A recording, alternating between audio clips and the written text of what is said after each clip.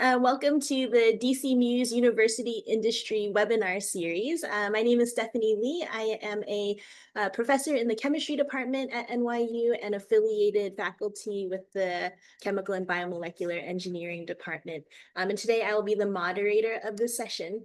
This webinar is part of the DC Muse series to bring together academic and industry stakeholders that happens about once a month. And today we will have two talks, 15 minutes each, one by Professor Andre Taylor, and then followed by Dr. Walker, who is the founder and CEO of Badwater Alchemy Holdings. So first I'll introduce Dr. Taylor. I'm sorry, after the research presentations, and we'll have 25 minutes for Q&A. So first I will introduce Professor Andre Taylor, who is a professor in the Chemical and Biomolecular Engineering Department at NYU. He leads the lab Transformative Materials and Devices, and he is also the center director of DC Muse. His research focuses on a broad range of applications from fuel cells, batteries, and solar cells. But today he'll be presenting his work on redox flow desalination. So Andre, the floor is yours. Thanks. You're muted.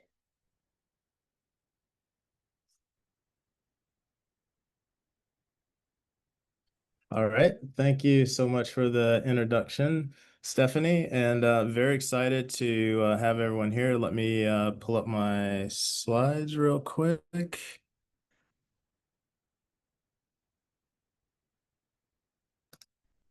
Okay. Oops.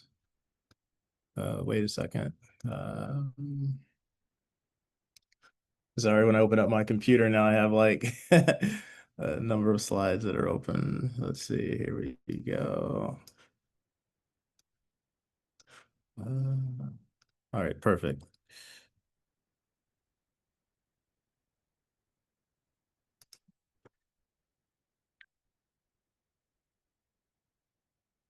Okay, can you guys see my screen? Not yet. No, I can't see. Okay. Okay, hold on a second. Let me try it again.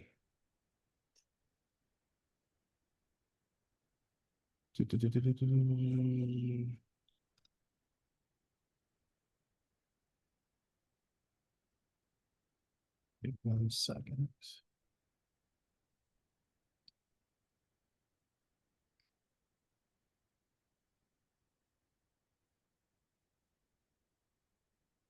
Now it's Okay, working. how about now? Okay. All right, looks okay? Can you swap the displays at the top? Yeah, here we go. Okay, Yeah, now it's awesome. good. Okay, so thank you so much, guys, and very excited to talk about our latest technology. So it's a redox flow desalination system. And Stephanie mentioned, my name is Andre Taylor from the Department of Chemical Biomolecular Engineering, New York University. And this is our DC Muse webinar series number 4. And I'm the acting director for DC Muse. And this project is a very exciting project. And I'll talk a little bit on how we're using advanced ion separation to bring this about. First, I wanted to give you a little bit of background on on desalination and some of the work. So really, the background is freshwater crisis, and there's a need, right?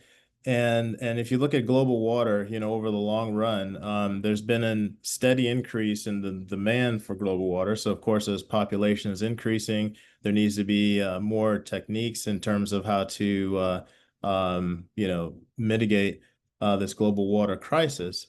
And when you look at a variety of different sources for water, then of course there's the seawater, which is 97% of the available water. Brackish water is 0.9. So really the fresh water that's available is only 2.5%, right? And a majority of that water is locked up in the glaciers, which are rapidly melting. And there's some in our Great Lakes, but a majority of this is not very accessible to majority of the people. So when we take a look at, let's see, is this, so the demand for fresh water is actually increasing. And then in particular, AI, there's also a strong need for AI for fresh water as well. And that's become a very big issue. And in fact, when I was in Louisiana a couple weeks ago, in the most rural part where my family's from, and near Delhi and Lake Providence, not too far from Monroe, Louisiana, Meta's building a $10.5 billion system there, AI system. And those systems are going to need their own power system. They're going to need their own AI. And it's amazing because driving from one end to the other is about 5 miles long for that. So really, water is going to be a big issue, is going to become even more of a bigger issue. So when we talk about desalination, so we need to make it more cost effective, right? So we're talking about 100 million cubic meters of fresh water daily that needs to come through. And 26% of the water sector uses energy for this consumption, and it generates about 120 megatons of CO2 annually. So there has to be some sort of effective way for scaling to pull this forward. So the general scheme of seawater desalination, start with feed water, you go through a pre-treatment step, and then you have a saltwater tank, and then you have some sort of technology for desalination where you can actually separate the water from the contaminants, and then followed by post-treatment. Now, majority of the techniques that are used, of course, we use non-renewable fuels to generate this. But then there's the opportunity for new renewable energy. So if we can take that from the grid to use that to power the source. Now, in particular, the minimum amount of energy to desalinate seawater is 1 kilowatt per cubic meter of electricity. But desalination incurs 50% of the economic cost for water.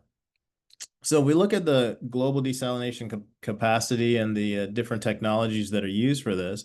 Majority of the technology is desalination, followed by multi-stage flash. And in particular, when you think about multi-stage flash, this is just high technology of evaporation, right? So solar, or actually just using using hydrocarbons to burn or actually boil the water to where you can actually evaporate it. And surprisingly, of course, in regions like, for example, when I travel to Abu Dhabi and different places in the UAE, they're using a lot of thermal multi-stage distillation, because you have readily available you know gasoline and then thermochemical process, things like that. But the challenge is that what's actually happening to the balance when you're generating CO2, right? So there's a high fossil fuels cost, it's very inefficient, and you have a 70% brine waste that you have to deal with and get rid of. Now, the heavily studied or the state-of-the-art technology that's used for this is the reverse osmosis. And reverse osmosis, requires putting a heavy pressure on a membrane, and then you're actually pushing the water through and hopefully rejecting the water ions to go through that. But again, you have 50% brine waste with that, low carbon emission, and cost effective for seawater, but there's some challenges with this. Now, if you look at electrodialysis is a series where you're taking different anion cation exchange membranes, and you're actually separating this by applying a bias to the system. So if you have a cation exchange membrane, you can allow your positive protons to go across. Your anion exchange membranes, your negative anions can go across through the membrane. It's ideal for brackish water, recovers more water from seawater, and it can be used for a wide variety of applications. But the drawbacks of this is it's too expensive, right? So it takes maybe 100 cell pairs for practical distillation, which is about 75 times more expensive than reverse osmosis systems. So we developed this system in our group with this redox flow battery system, and this is using commercially available redox mediators. In this case, we're using sodium ferrocyanide or ferric citrate. In this case, what happens is you have the cation exchange membrane, anion and cation exchange membrane in this configuration. You have feed water that flows through the bottom, goes across, and what happens is you have this redox mediator. So you have this redox mediator, which is oxidized on the anode side, travels across, it migrates, it combines with the ion, which goes through this proton exchange membrane, creating, in this case, sodium. You circulate it around and it picks up an electron, and then, oops. And then once you circulate it around, then you end up with a concentrated stream. So on this side right here, you have your anion exchange membrane where your chloride goes through. So you have a concentrated brine stream. And on the right side, you have a freshwater stream. So you can imagine if you have this system, if it's very, very long, then of course, this concentration of seawater can go all the way down to drinkability. This concentration goes up higher, higher. Or if you think about it in terms of if I recirculate this, right? So if I have a fixed volume, if I recirculate this over and over again, run this through and using renewable energy to power the system, then you can think in terms of like an amount of time for a fixed volume of water that you can desalinate. This redox mediator can be recycled back through and used again and again. Now, there are some challenges with that, but I think this is a very promising technology to move forward in this area. And so Akwe, who's now a postdoc in the group, he developed this system during his PhD thesis, which is the investigation of flow rate symmetric flow channel redox flow battery desalination system. And he actually designed the system using CAD and built the system using our makerspace, where he actually shows how the system can be very, very viable for seawater desalination. So he did a very, very detailed study in terms of how to increase the flow rates for redox performance at high voltages, how increasing the flow rate reduces resistance at the electrolyte membrane. And then he showed in particular how the flow rate disparity across the channels increases over potential and electrolyte crossover. Now that's important because when you think about this in terms of a system, if you're taking renewable energy, which is nice, you have to have some sort of technique on how to optimize the flow rates. What are the ideal flow rates? What are the ideal conditions to put this together? Now, as I mentioned earlier, if you compare redox flow batteries to electrodialysis, you can see here that the energy consumption is very, very high. For electrodialysis, you have to have a lot of cell pairs to be comparable to the amount of energy required for a redox flow battery system. And I think that's the advantage for this. You have to have like maybe 30 cell pairs to achieve comparable redox flow battery performance. In particular with this, if you compare reverse osmosis with electrodialysis with the redox flow desalination system, you can see some of the metrics right here, right? The energy consumption is very, very low. The CO2 production is very, very low for the system. And in particular, the cost for water. If you compare this to electrodialysis or reverse osmosis, you can see it's very, very comparable in terms of cost per water. But the nice thing about this is your feed water fouling scaling tolerance is very, very high for redox flow battery systems compared to reverse osmosis. So there's some potential in that. And your water recovery for the redox flow battery system is much higher than state-of-the-art reverse osmosis, which can be greater than 91%. Now, these numbers are taken from our work that we've done in our group, and then also some of the work that's done in the literature. So I'm going to show you two examples right here of our systems and then pass it on to our next speaker. We have a first generation redox flow battery system where we have a 1 liter salt solution reservoir. We have in situ model with a stirrer where we can actually monitor the system, and then it's an RFD cell. So we built this from the ground up, and I'll preface that with Akwe built this from the ground up in terms of putting this together. And you can see the RFD cell from the first generation, and then from the second generation, you can see he's made some improvements and how the flow puts together. And it talks about, he has some descriptions on the zero gap tolerance that he put in and the flow rates and optimizing those parts. In particular for these system, here's an example of the zero gap right here that I'm talking about in terms of putting this in. But when you put the system together in an exploded view, you can see all of the different components right here for the system to put together. You have your nylon mesh, your anion exchange membrane, cation exchange membrane, putting this all together into one complete system. Okay, so let's see. So comparing these systems together from the first generation to the second generation, and this is a little bit of a complicated graph, but I'll walk you through it. ASSR, that's your average salt removal rate. that's the amount that we want to see how much salt we're removing per area per time.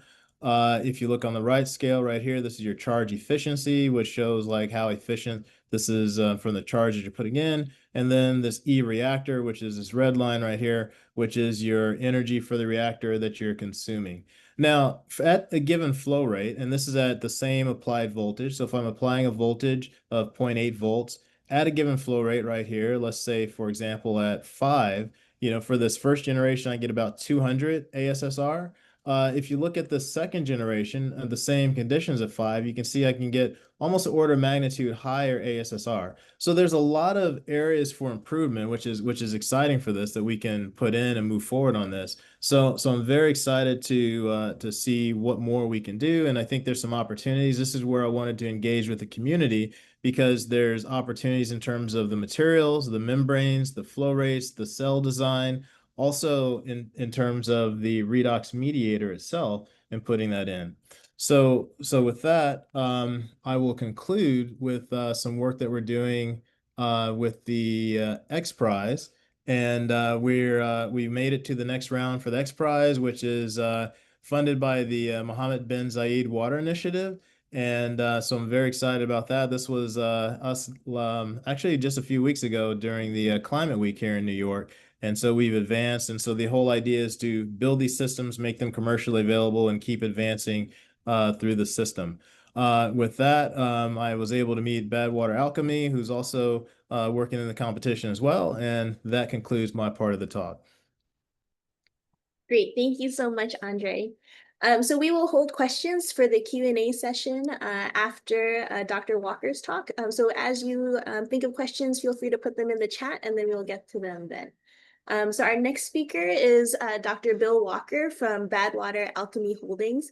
He has a background in geochemistry and for the past, I think 35 years or so has been working on water treatment and just recently started his own company. He's the founder and CTO of Badwater Alchemy, which is looking to commercialize desalination systems using nanometals. So Dr. Walker, please, the floor is yours.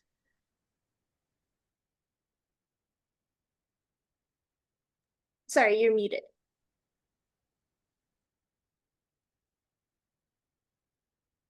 Let me see if I share. Oh, yeah. Yeah, there we go. Yeah, that's actually good. Okay, Yep. great. So just let me know when you're ready for me to advance each slide. Yeah, thanks. I'll just dive into it. I'm really, folks listening and watching, I apologize for that.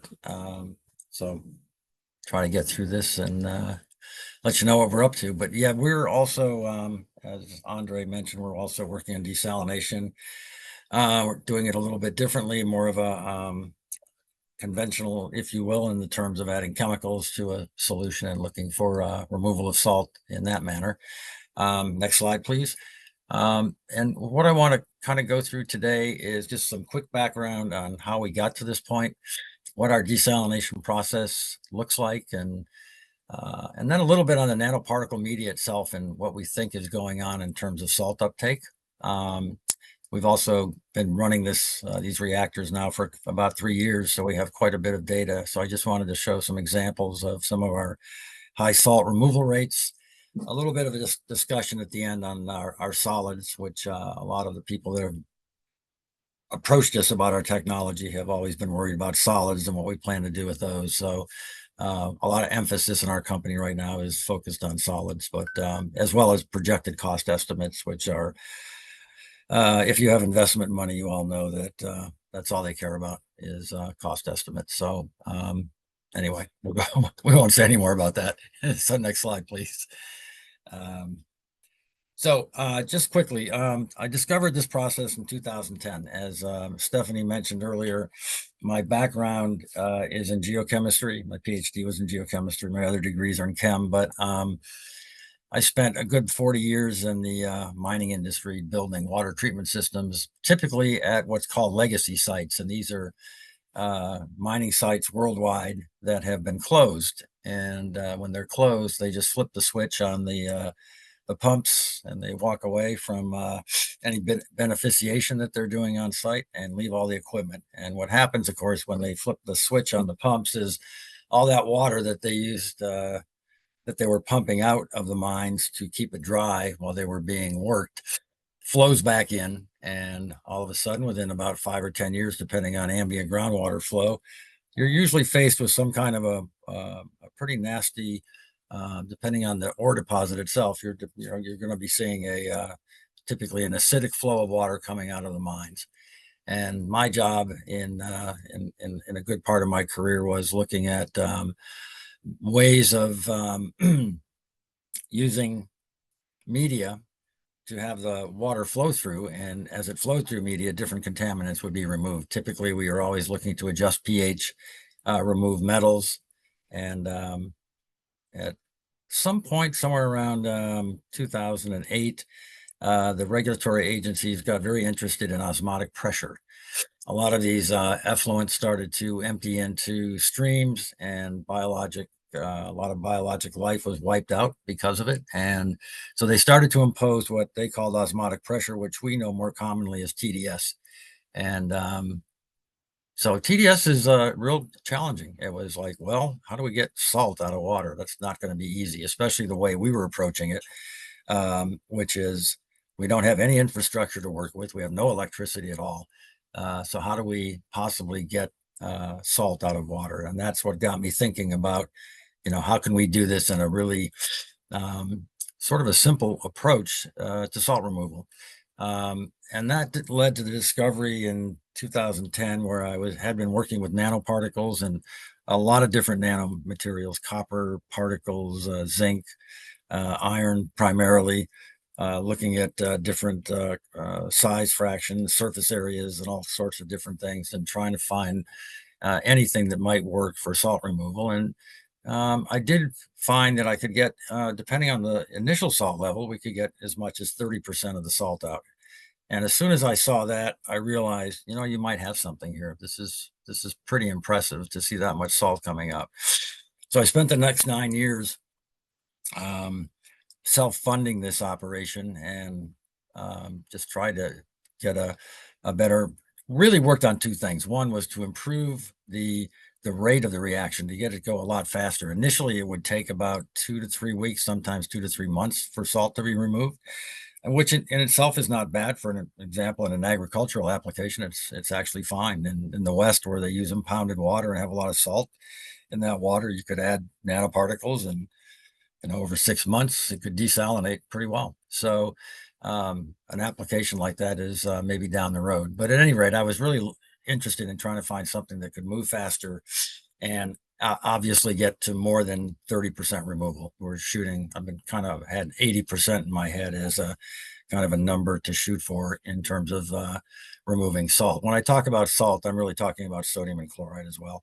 That does include other cations and anions that are removed by the process, but it's all primarily sodium and chloride. Anyway, got a patent in 2019. 2021, we established Badwater Alchemy. Since then, we've grown to about 10 people, about an even split between scientists and engineers, and some administrative, and our CEO. At this time, I'm glad Andrea brought this up in the beginning, but right now, our focus has been on produced water. Some of our funding has come from oil and gas, because they're facing this situation in West Texas and eastern New Mexico, where they have no water for agriculture. They have really run out. But they're producing 1 million barrels, which is 42 million gallons of produced water every day. And after they treat produced water, it has a little bit of BTEX in it, but it's mostly 96% sodium chloride. And the rest of it are just sulfate, calcium, magnesium, and a few other cations and anions of much lower concentration. So our focus in the last 2 years has been on treating produced water, and we're planning on putting our first pilot in the field in Q1 of 2026. The seawater application is something we've been very interested in from the start, but given the reverse osmosis kind of dominance in the thing in that area, we haven't done too much of it, except we do realize that one of the applications of our technology could be to do the heavy lifting on salt removal, because our system works really well at high salt. And we can take out most of the salt in 20 or 25 minutes and leave the seawater maybe from starting at about 40,000 milligrams per liter of sodium and chloride at about 9 or 10,000, which would put it in a pretty nice spot for really high efficiency reverse osmosis. There, from what we've looked at in the literature, their efficiency would increase from about 40 to 50% up to over 85% if that initial salt came down to that level. And this is the space that we're kind of working on right now for the X Prize, is working with seawater. For me personally, what I am trying to do, though, I've always thought that the best use of our technology was in agriculture. That's primarily because the chemicals that are used in this can be obtained almost any place worldwide. In fact, they're very common in many farming areas. Some of these chemicals are just easy to get hold of. And I see this as a really interesting application for irrigation and saline aquifer restoration, where we could pump water from the subsurface that's saline, maybe at 30 or 40 millisiemens, treat it, and then re-inject it, and continue to do that until the aquifer is restored to something that could be used by local farmers. I think it would be potentially a game changer for many parts of the world that simply don't have any water for agriculture. So we'll see how we get there, but right now it's sort of on the back burner. We've approached some of the farms in Southern California, Arizona, about their interest in possibly piloting it. And so we have some discussions going on, but nothing quite to the same extent as, for example, the X Prize, which is well-funded and a lot of competition. So with that background, I'll just kind of give you an idea of what our system looks like and how we think it works. Next slide, please.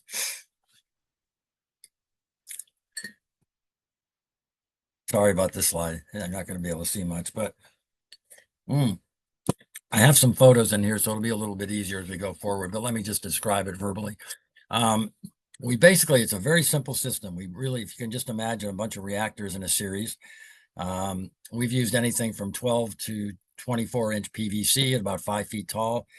Presently, we're using 55-gallon drums. And what we do is we make a nanomedia, and I'll get into that in a minute, but the nanomedia is a very dilute slurry, and the slurry is introduced along with some zinc oxide into our, what we call a reactor train. Each train consists of 3 reactors, and we feed each of those reactors the same amount of the nanomedia. And after the 3rd reactor in the first train, the solids are building up that are formed from the removal of salt.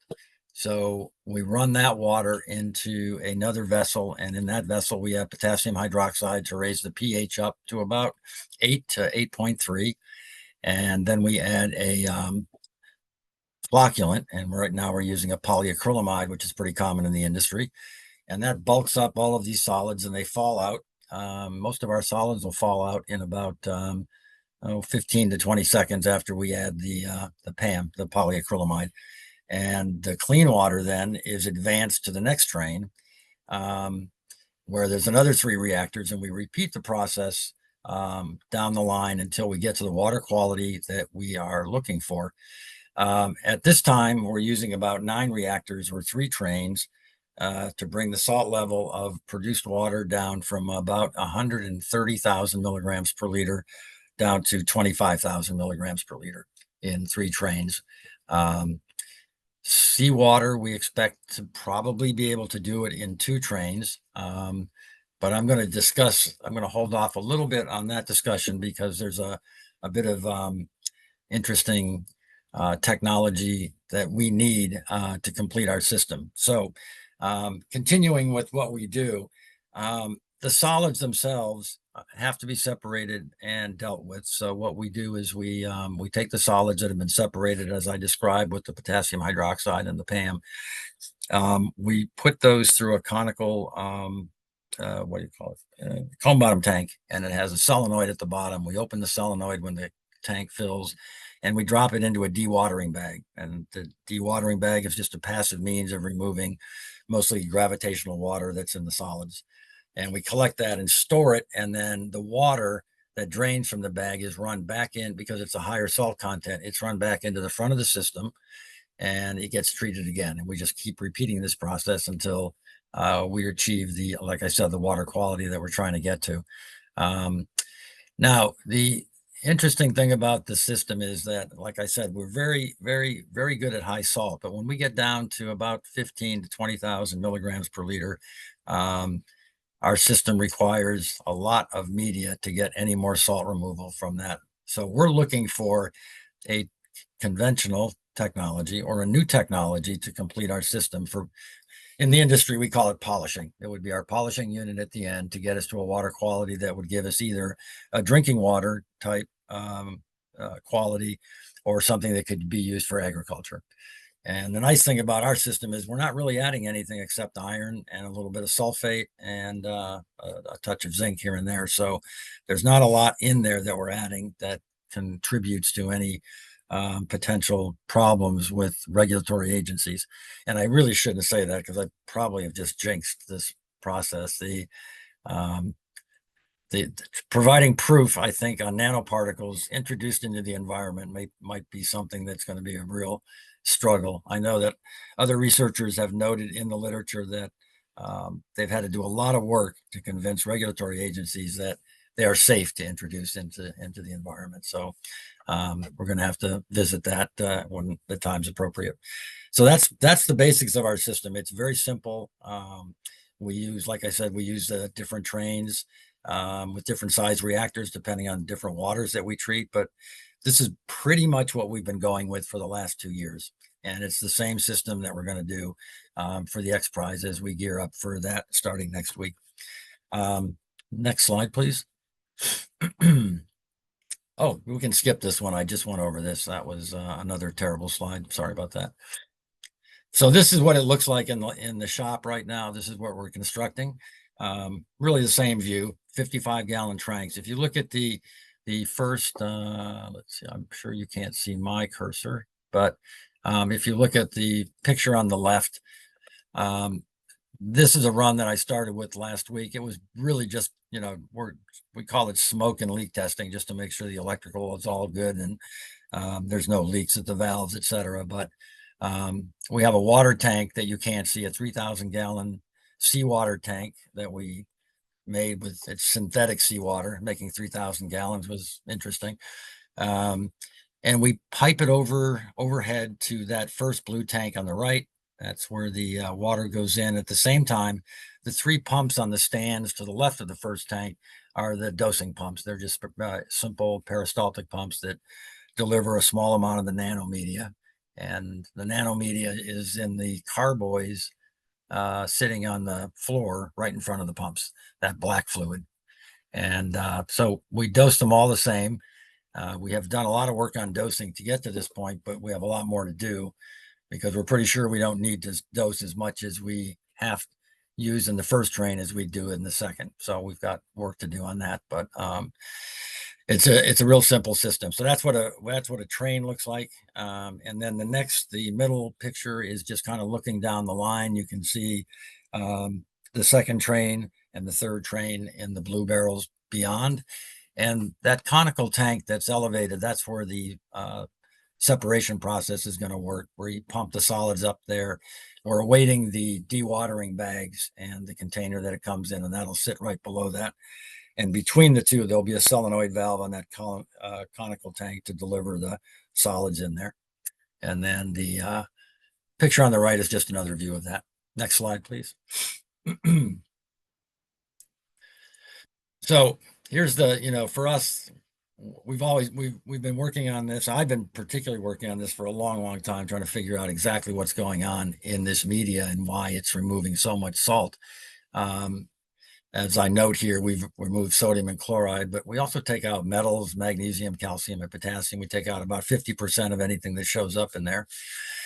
We manufacture it. This was an interesting process going through. I did a lot of different stuff with taking larger nanoparticles and grinding them in a shatter box to get them down to nano material size. Started a lot of fires in those things. It's, those nanoparticles can be burst into flame pretty easily. The way I ended up doing it was using a and part of this just goes back to the cost of chemicals, using sodium borohydride to reduce iron to the metallic state is extremely expensive. So we just did what a lot of folks are doing, and that's going into the green methodology of looking at plant extracts and using natural polyphenols and catechol to do the reducing step for us, and that's what we're going with right now. And it works really well. The interesting thing, and I don't think I brought it out in the slides, is that we get pretty good removal if we use just iron nanoparticles, or they're doped a little bit with copper and zinc. But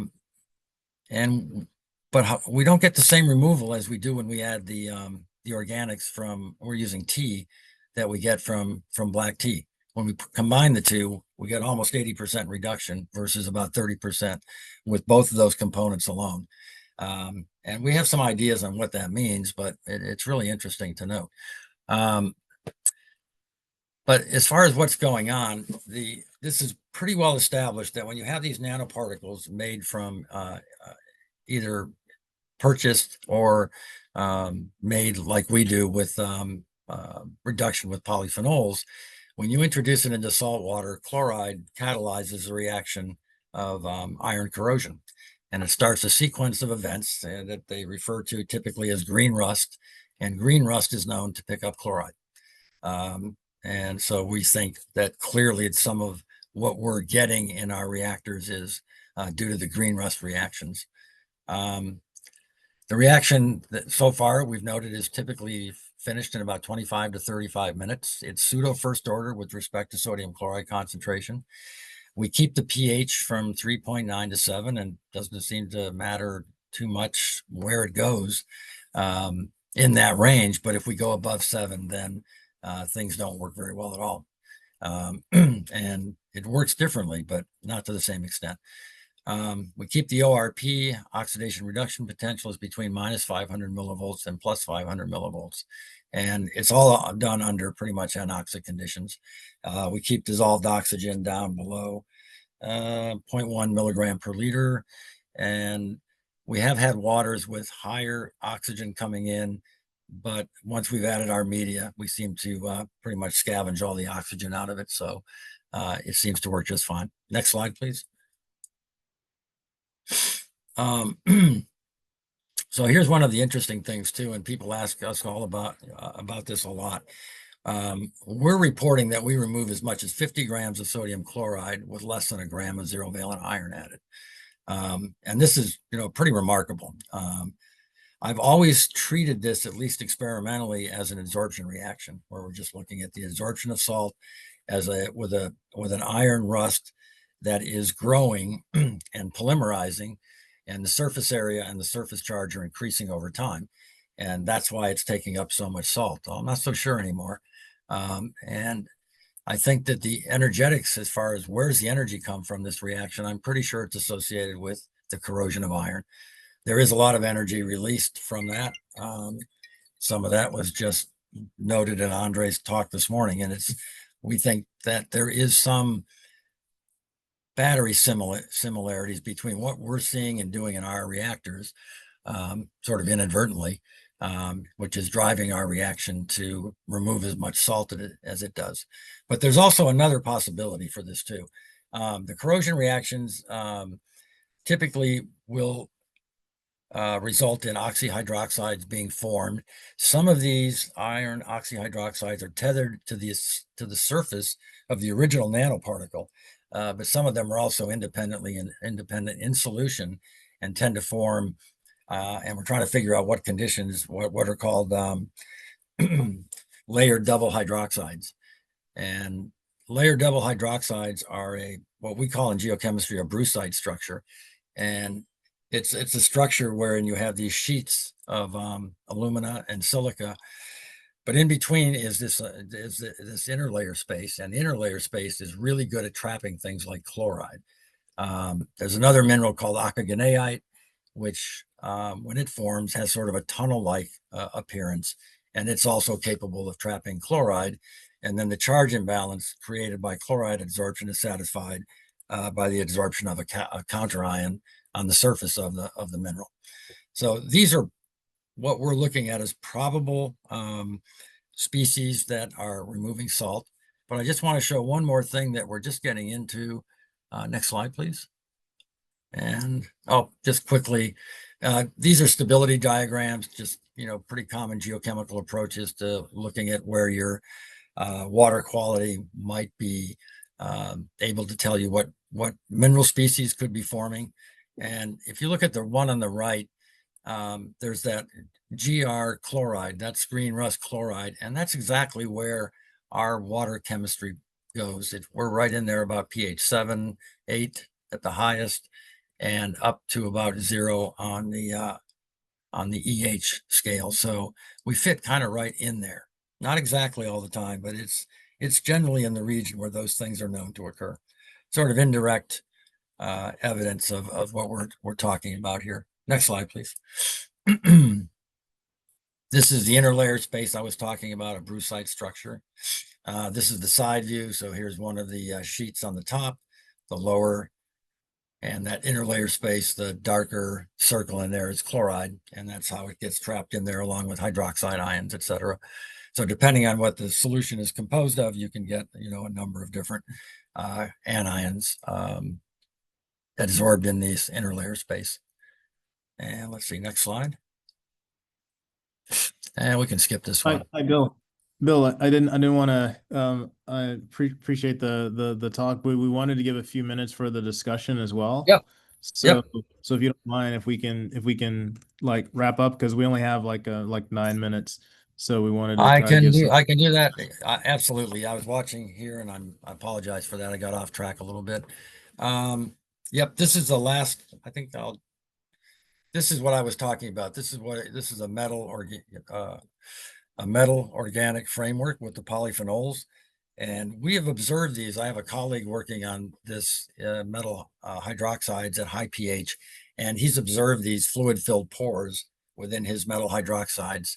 And this is the kind of thing that I think is probably happening in our reactors, which explains some of the really high salt content, where the fluid-filled pores rest inside. They're about 1 to 5 nanometers in size, and this framework can basically trap the sodium chloride within its structure. Anyway, next slide, please. Okay, quickly, some data from our produced water, just showing here. We start with an initial chloride, for example, of 86,000. After it's gone through 3 trains in our reactor, it's down to 20,000. Sodium decreases from 38,000 to 11,000. An average of 73% reduction in the reactors. Next slide, please. This is another produced water from Eastern New Mexico. And this one is a similar, starting a little bit higher, 76,000 on chloride, down to 18,000 for 77% reduction. And next slide, please. Our reactors, produced water stored. Next slide, please. Sorry about that. And this is it. This is the last slide. Our solids from the system, about 9 to 11% of the total water volume that's treated. Going back to what's going on with the salt removal, we do know that when we collect the solids, that we can wash off 70% of the salt that was removed simply by washing it with water, and we can recover the rest by washing it with a dilute acetic acid, for example. That brings up, can we recycle these things? So we're going to look into recycling of our media.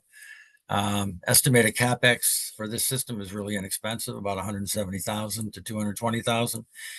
Our present estimate of cost of treated water is about 1/10 of a penny per liter. That's pretty much in the range of what an RO can do. And our consumables, aside from the tea, are actually really easy to get. So hopefully in the future, we'll be able to get a good source of tea and figure out how we can do it even more cheaply. Thank you very much. I am finished.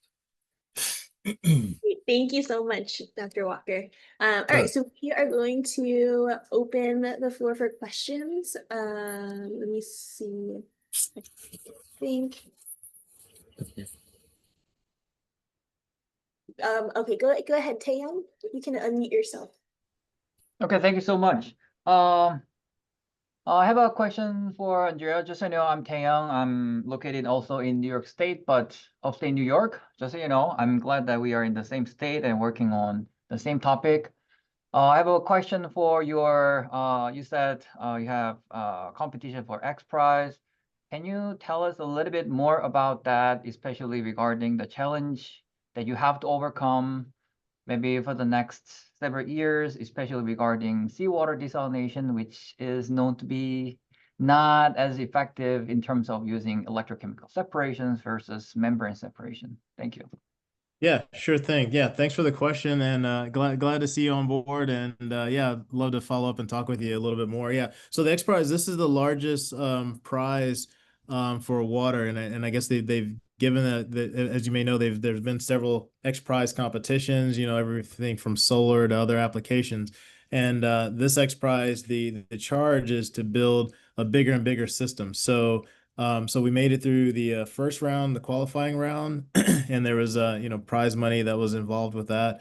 The next round is to build a system that can do 1 cubic meter of water. That's the track A. So there's two tracks. One is to do 1 cubic meter, so it's about 264 gallons in a day with a 80% uptime and taking that water all the way from seawater concentration to drinkability. And then there's a couple other nodes on there. I can send you the timeline on that, but eventually they want to do 1,000 cubic meters per day, and that's the end all be all prize. And that last prize, there's a $250,000 step for this next win for the qualification, goes up to a few million, and then I think the last prize is about 5 million on there. But and this is it's a big prize competition to build up for scale up.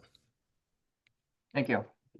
Thanks. Track B, there's also track B, which is also component tracks that you have to integrate into systems and things like that. So there's two different tracks for that. Yep.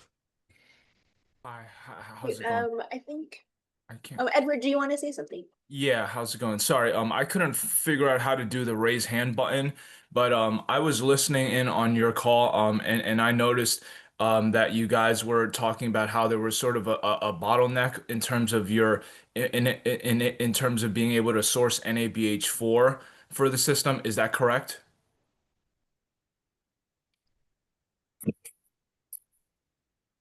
Are you asking me or? No. So sorry. All right. So I'll just phrase it as a statement then. I noticed that the process requires NABH4. I just wanted to let you know that like our company's technology, it's bonded through the Department of Energy, and so NABH4 is a natural byproduct of our blue hydrogen production process. So if at any point you guys are looking to scale up and, like build a larger process, which may entail, a larger stream of NABH4 just for the reagents to scale up, and if you ever need a partner, in terms of that supply chain, we'd be happy to sort of create a new stream. That's awesome. Thank you so much. Yeah, no problem. Great. And I think Edward shared the contact info in the chat. Yeah. So NABH4 is our way to help the Department of Energy meet their $1 per kg of hydrogen goals.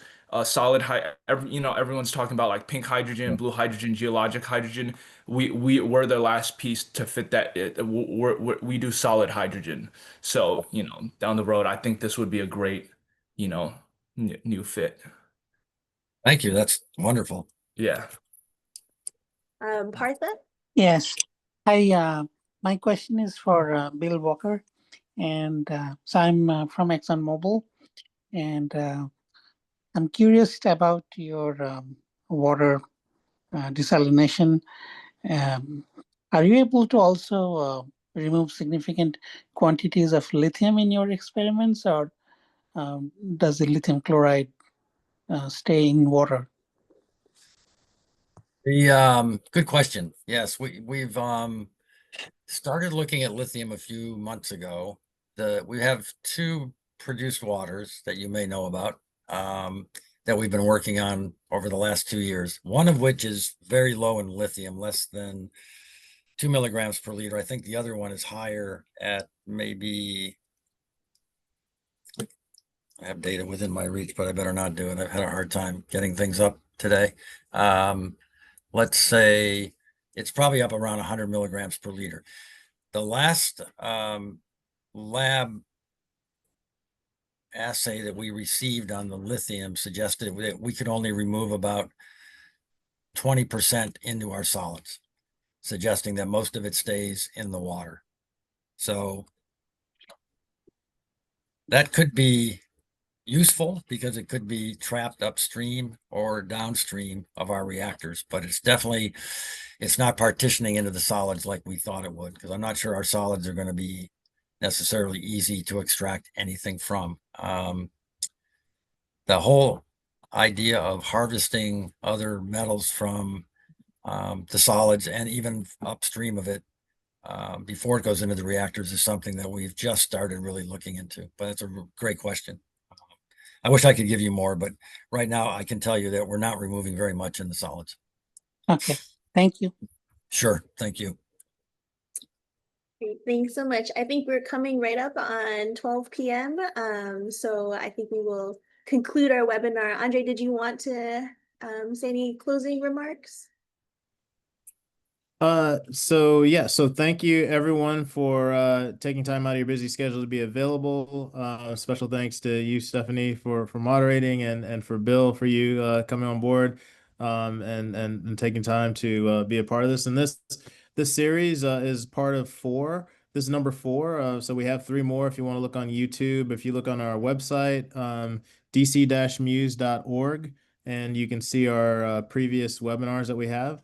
And our contact information will be on there. This is recorded, and we're looking forward to more discussions. So hopefully this will kickstart more discussions. Also, if you have any interest in topics that overlap with our interest for DC Muse, so Center for Decarbonizing Chemical Manufacturing Using Sustainable Electrification, please reach out to us. In particular, our program manager, Simon Mashallah, who you probably have all received emails from. You can write to him and he can relay that to us. And we thank you for your time. Thank you so much. Thank you.